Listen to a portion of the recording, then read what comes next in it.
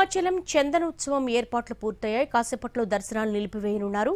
సాయంత్రం 6 గంటల తర్వాత తిరిగి తెరుస్తారు.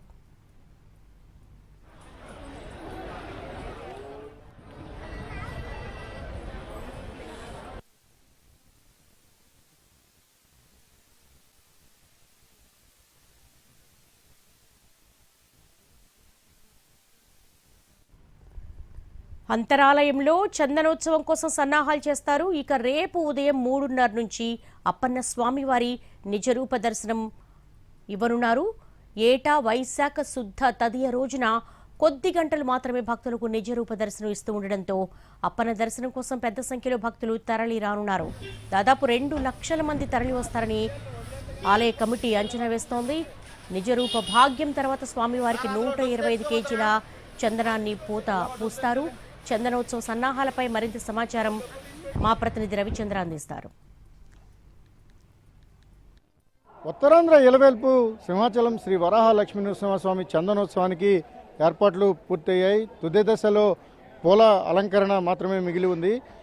ఇక క్యూ లైన్లు కానీ లేకపోతే బారికేడ్ల ఏర్పాట్లన్నింటినీ కూడా దాదాపుగా యంత్రాంగం పూర్తి చేసింది. పెద్ద ఎత్తున మంచినీరుతో పాటు ఇతర సౌకర్యాలన్నింటినీ కల్పించడం ద్వారా ఈసారి చందనోత్సవాన్ని పూర్తి స్థాయిలో విజయవంతం చేయాలన్న గట్టి లక్ష్యంతో పనిచేస్తోంది.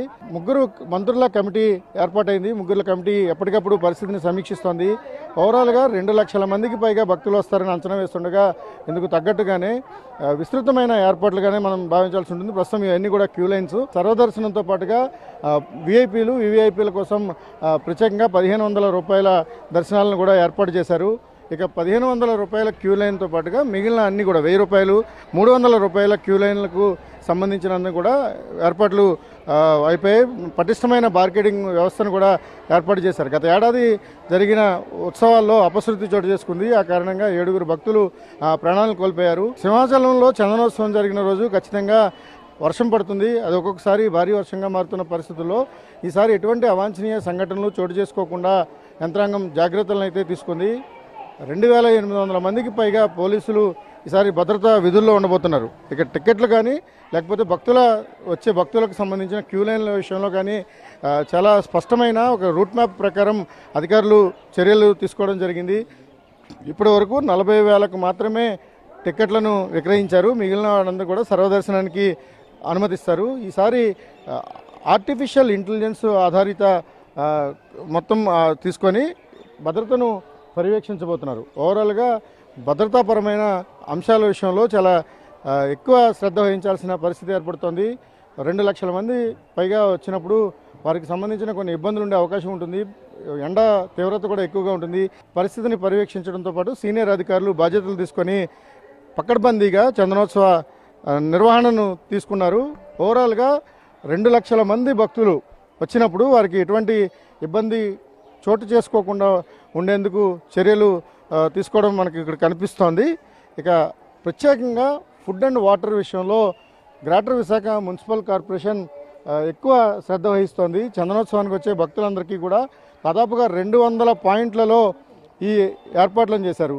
ఎక్కడికక్కడ క్యూ లైన్లకు అందుబాటులో ఉండే విధంగా భారీగా వాటర్తో పాటుగా బిస్కెట్స్ను కూడా అందుబాటులోకి తీసుకొచ్చారు. చిన్నపిల్లలకు పాలు వంటి సౌకర్యం దేవాలయానికి దగ్గరికి వచ్చినప్పుడు పాలు వంటి సౌకర్యాన్ని కూడా కల్పించడం ద్వారా ఎండల తీవ్రత ఎక్కువగా ఉన్నా ఒకవేళ వర్షాలు లాంటివి ఇబ్బంది పెట్టినా కూడా ఎటువంటి సమస్యలు వాటిల్లకుండా ఉండడం కోసం చర్యలు తీసుకుంటున్న పరిస్థితి. ఓవరాల్గా ఎన్ని బాటిల్స్ వాటర్ మీరు సంసిద్ధం చేసుకుని ఉన్నారు? ఇక్కడ ఇంచుమించుగా దగ్గర ఒక 20 లక్షల పైనే ఉంటాయి. ఇదే కాకుండా భక్తుల్ని అంచనా ప్రకారం ఇంకా లోడ్లు వస్తున్నాయి. ఆ లోడ్లు పెట్టి ఏంటంటే ఈ సంవత్సరం కింద సంవత్సరం కంటే ఈ సంవత్సరం ఇంకా ఎక్కువ వస్తారనేసి అధికారులు అంచనా వేశారు. దానికి తగ్గట్టుగా వాటర్ బాటిల్స్ భక్తులకి అసౌకర్యం కలిగించకుండా సౌకర్యంగా అన్ని కార్యక్రమాలు కూడా జరుగుతున్నాయి. దానికి ప్రత్యేకమైన శ్రద్ధ తీసుకుని కమిషనర్ గారు కానీ అలాగే ఎస్సీ గారు కానీ ఈ గారు కానీ ఏ గారి వర్క్ ఇన్స్పెక్టర్ దగ్గర నుంచి కూడా స్టాఫ్ అందరూ చాలా చక్కగా పనిచేస్తున్నారు. అది నిన్నటి బట్టి కాకుండా మొన్నటి బట్టి కూడా స్టాల్స్ కూడా ఇక్కడ పొట్ట మీద అయితేనేమి కిందనైతేనేమి అనేక కార్యక్రమాలు చేస్తున్నారు. వాళ్ళందరికీ కూడా మేము ప్రత్యేకమైన అభినందనలు తెలియజేస్తున్నాం. రైట్. పారిశుద్ధ్య నిర్వహణ అనేది లక్షల మంది భక్తులు వస్తారు కాబట్టి ఒకటి సెక్యూరిటీ, రెండోది పారిశుద్ధ్య నిర్వహణ అనేది చాలా కీలకంగా ఉంటుంది. దైవ దర్శనానికి వెళ్ళే వాళ్లకు అవసరమైన మంచినీటి వసతితో పాటు ఆహార వసతిని కల్పించడం, అదేవిధంగా వీలైనంత ఎక్కువ భద్రత మధ్య ఈసారి చందనోత్సవాన్ని దిగ్విజయంగా పూర్తి చేయాలన్నది ప్రధాన అంశం. దీనికి జిల్లా కలెక్టర్ స్థాయిలో సీనియర్ అధికారులంతా కూడా సమిష్టిగా పనిచేస్తున్నారు. వందల మంది జీవీఎంసీ శానిటరీ వర్కర్స్ కావచ్చు, లేకపోతే జీవీఎంసీకి సంబంధించిన ఎంప్లాయీస్ అంతా కూడా ఈ చందనోత్సవం మీదనే ఫోకస్డ్గా ఉండి ఎప్పటికప్పుడు పరిస్థితులను అనుగుణంగా వాళ్ళు మార్పులను చేసుకోవడం, డిప్లాయ్మెంట్స్ మార్చుకోవడం కూడా జరుగుతుంది. ఓవరాల్గా సింహాచలం దేవస్థానంలో జరిగే చందనోత్సవం అనేది అత్యంత పెద్ద ఈవెంట్లలో ఒకటి. 2 లక్షల మందికి పైగా భక్తులు వస్తారన్నది ఒక అంచనా మాత్రమే. భక్తుల సంఖ్య పెరిగే అవకాశం ఉంటుంది.